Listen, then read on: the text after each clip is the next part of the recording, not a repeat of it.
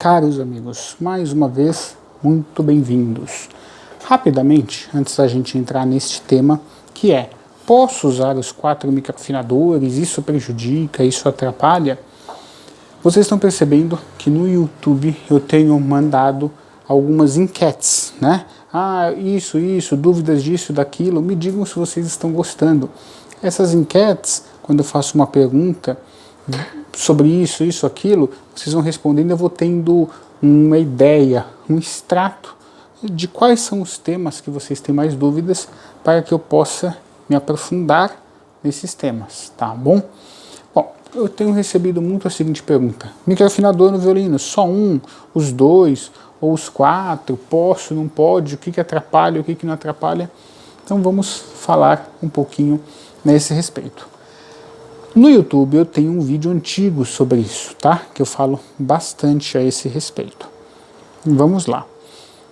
Normalmente, vocês vão observar que nos violinos mais avançados, mais uma vez, normalmente, a gente vê um microafinador na corda Mi, né? A corda Ré, Lá e Sol, sem microafinadores. Por que isso acontece? Também foram algumas das perguntas que eu recebi.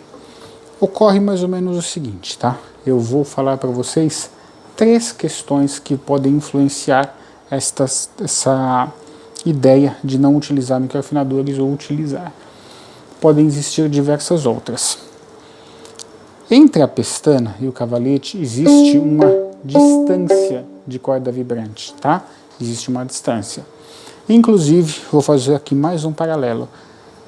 Direto recebo por mensagens de WhatsApp, inclusive para ajuste, nosso WhatsApp está aqui na descrição, ou aqui mesmo, qual que é a distância tal, qual que é a distância tal.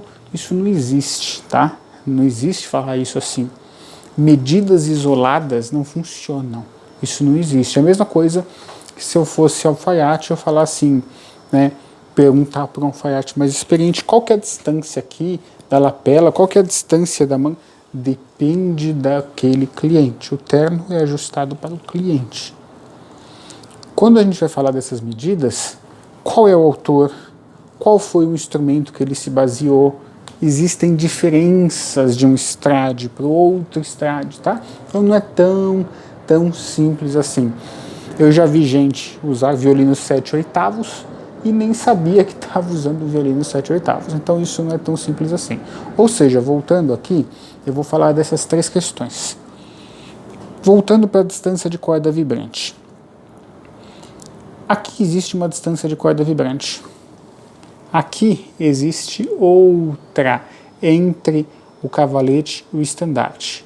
Vamos recordar da sonorização, quando eu falo do ajuste dos 11 itens e que não funciona se você não fizer os 11 itens, é porque, se você não fizer o ajuste dos 11 itens, ajuste de cravelho, ajuste de pestana, e entre eles, ajuste da distância do estandarte. Quando eu falo da distância do estandarte, é entre o estandarte e o cavalete, que também pode se regular por essa distância ou pelo rabicho.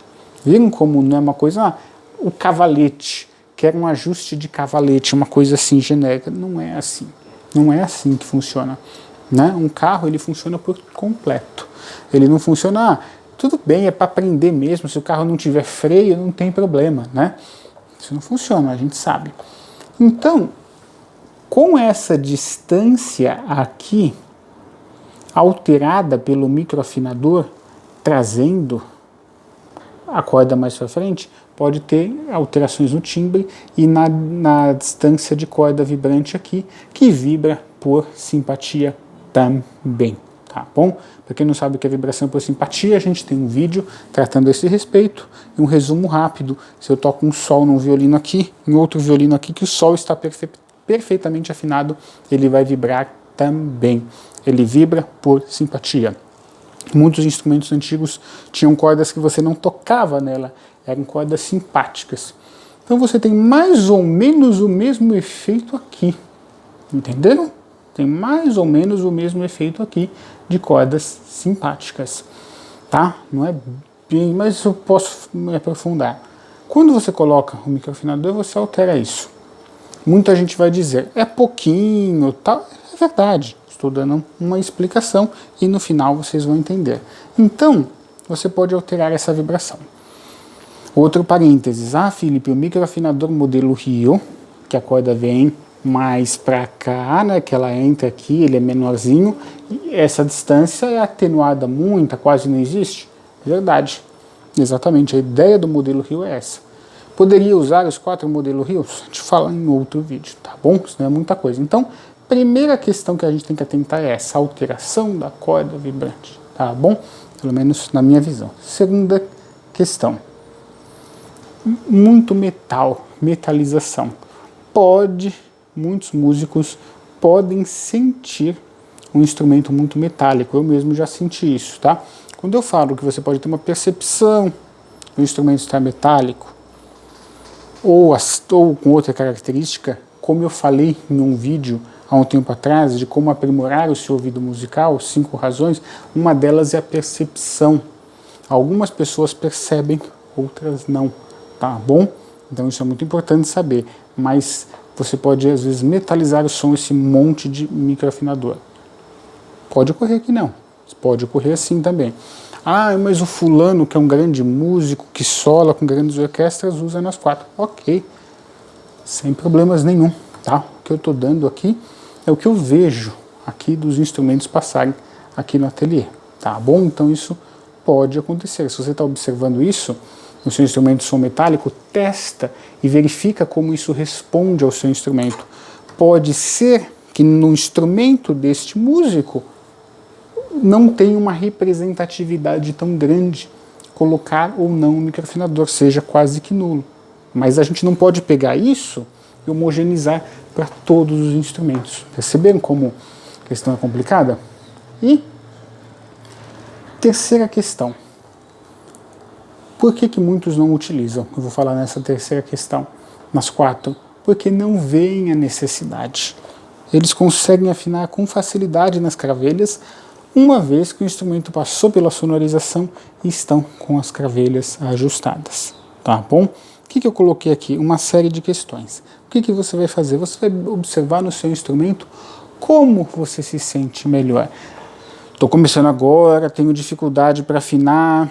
Então, mantém os 4 microafinadores. Se você achar interessante, o professor instruir, ou a gente aqui no ateliê te recomendar ou não, de acordo com o que a gente ajustar, você vai tirando gradativamente esses microafinadores, tá bom? Então, esses que são os conselhos finais. Veja como seu instrumento responde a isso, tá bom? Quem perguntou sobre os microafinadores, espero que tenham gostado. Tendo mais questões relacionadas a isso, podem perguntar. Só para finalizar rapidinho, isso é mais comum para violino e violoncelo, violino e viola, perdão. O violoncelo, tá? O violoncelo, no caso do cello, já é muito mais comum ver nas 4 cordas, porque é bem complicado afinar nas cravelhas com violoncelo, tá bom? No violoncelo, assim, é bem chatinho a afinação nas cravelhas, deixar ela minuciosamente feita. Já no violino, não é tão complicado afinar só nas cravelhas quanto é no violoncelo. Um dos motivos é a dimensão, você tem que colocar mais força, principalmente se o instrumento não estiver ajustado, que a gente vê muito, tá bom? Espero que tenham gostado, muito obrigado por nos acompanhar.